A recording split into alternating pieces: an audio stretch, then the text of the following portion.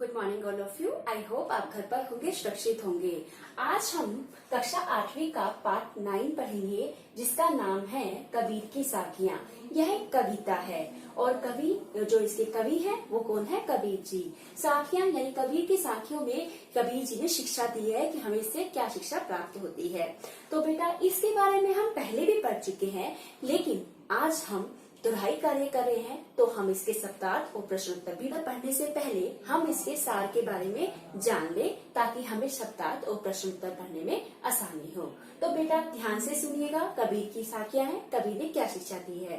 तो उन्होंने पहले दोहे में बताया है कि हमें कभी भी साधु के जाति के बारे में नहीं पूछना चाहिए, हमें उसके ज्ञान के बारे में पूछना चाहिए। ठीक उसी प्रकार कि हमें तलवार का मूल करना चाहिए, न कि उसके तलवार के कोश का, यानी उसके म्यान को पड़े रहना देना चाहिए। फिर कबीर जी ने दूसरे दोहे में बताया है कि हमें कभी भी किसी को गाली नहीं देनी चाहिए, क्योंकि अगर हम किसी को गाली देते हैं, अपशब्द यूज करते हैं, तो वो हमारे पास अनेक आते हैं। अगर हम किसी को अपशब्द नहीं बोलते तो वही बात खत्म हो जाती है।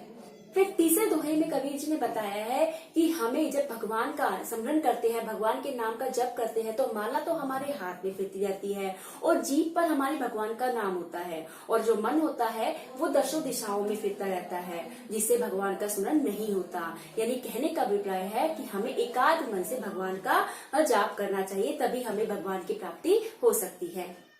फिर कबीर जी ने फोर्थ दोहे में बताया है कि कभी भी हमें घास को नहीं रोड़ना चाहिए जो हमारे पैरों तले होती है।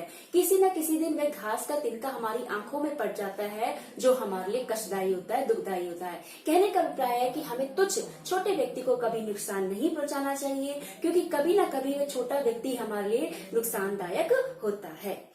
फिर कबीर जी ने अपने अंतिम दोहे में बताया कि इस संसार में कोई भी हमारा बैरी नहीं है, यदि हमारा मन शीतल हुए, यानी हमारा मन ठंडा होगा, मीठी वाणी का प्रयोग करेंगे, तो इस संसार में हमारा कोई शत्रु नहीं है।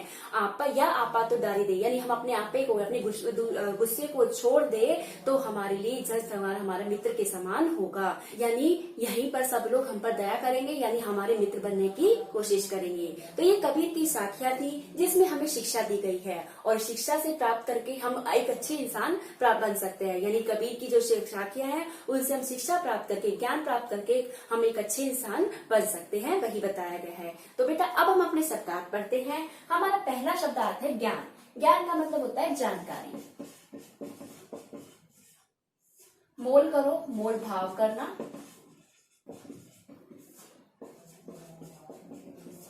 म्यान तलवार रखने का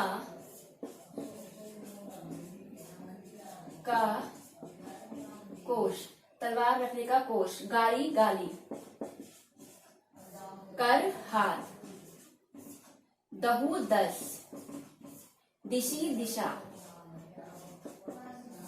सुमरन ईश्वर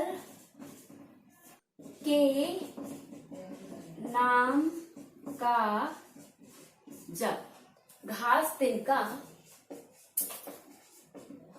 निंदे निंदा करना। दुहिली दुख। जग संसार। बैरी दुश्मन।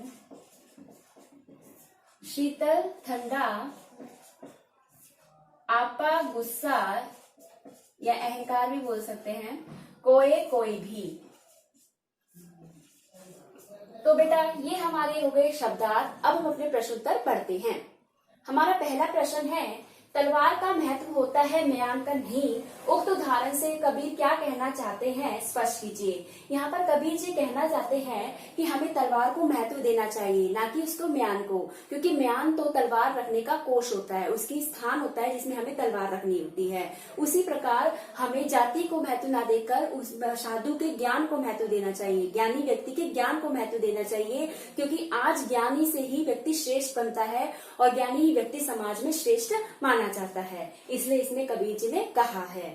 तो हमारा नेक्स्ट प्रश्न है, पाठ की तीसरी साखी यानी तीसरा दोहा जिसकी एक पंक्ति है मनुआ तो तहु दिशि फिरई यह तो सुमरन नाही के द्वारा कबीर क्या कहना चाहते हैं। यहाँ पर कबीर जी कहना चाहते हैं यानी इस साखी के माध्यम से कबीर जी कहना चाहते हैं कि हमें अपने मन को, जो हमारे मन की चंचलता है उसे कंट्रोल यानी नियंत्रण रखना चाहिए, तभी हम भगवान को प्राप्त कर सकते हैं यानी भगवान की हमें प्राप्ति हो सकती है। तो इसके माध्यम से कवि कहना चाहते हैं यदि कोई विद्यार्थी एकाग्र मन से अपनी पढ़ाई पर ध्यान दे तो वह सफलता को प्राप्त कर सकता है, और जो व्यक्ति ऐसा नहीं करता और यानी उसका मन इधर उधर भटकता रहता है तो वह पढ़ाई में पिछड़ जाता है यानी वह अपनी सफलता को प्राप्त नहीं कर सकता। यानी पूरे कहने का तात्पर्य है, यानी इस पूरी साखी का कहने का तात्पर्य है कि हमें कुछ भी प्राप्त करने के लिए हमें एकाग्र मन से यानी पूरे ध्यान से उसे करना होगा, उसे पढ़ना होगा, तभी हम उस सफलता को प्राप्त कर सकते हैं।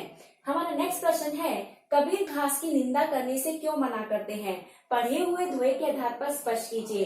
कबीर जी यहाँ पर कहते हैं यानी कबीर जी इस घास की निंदा करने से मना इसलिए करते हैं, यानी कहते हैं कि जो घास होती है वह हमारे पैरों तले रौंदी जाती है, लेकिन हमें उसकी निंदा नहीं करनी चाहिए यानी उसे नकारना नहीं चाहिए, क्योंकि कभी ना कभी वही जो घास का तिनका होता है हमारी आंखों में पड़ जाता है तो कष्टदायी होता है। यानी कहने का अभिप्राय है कबीर जी का, जो छोटे तुच्छ व्यक्ति होते हैं हमें उनका दिल नहीं दुखाना चाहिए, क्योंकि कभी ना कभी वह छोटा व्यक्ति भी हमारे लिए दुखदायी होता है।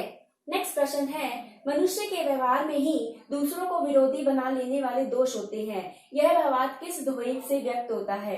तो मनुष्य के व्यवहार से ही, यानी हम अगर हमारा मन शांत होगा, शीतल होगा, मधुर वाणी होगी, तभी लोग हमारे पास आते हैं, हम पर दया करते हैं। अगर हम गलत बोलेंगे तो लोग हमसे घृणा करने जाते हैं। तो इसमें हमें सिर्फ दोहा पूछा गया है, या किस यानी जो भावार्थ बोला गया है किस दोहे का। तो जग में बैरी कोई नहीं जो मन शीतल होए, या आपा को डारी दे दया करे सब कोई। तो ये इसका दोहा था जो मैंने आपको बता दिया है। हमारा नेक्स्ट प्रश्न है कबीर के दोहों को साखी क्यों कहा जाता है। कबीर के दोहों को साखी इसलिए कहा जाता है कि कबीर के दोहों से हमें कोई ना कोई शिक्षा मिलती है, जिससे समाज शिक्षा प्राप्त करके ज्ञानी बन जाता है, इसलिए ही कबीर के दोहों को साखी कहा जाता है। तो बेटा मैंने सारे 1 to 5 क्वेश्चन आंसर आपको समझा दिए। आई होप आपको समझ में आ गए होंगे। और बेटा अपनी नोटबुक में नोट कीजिए अगर आपने नहीं कर रखा, और साथ ही इन्हें याद कीजिए ताकि आप असाइनमेंट कंप्लीट कर सके। तो बेटा घर पर रहिए, सुरक्षित रहिए। Thank you.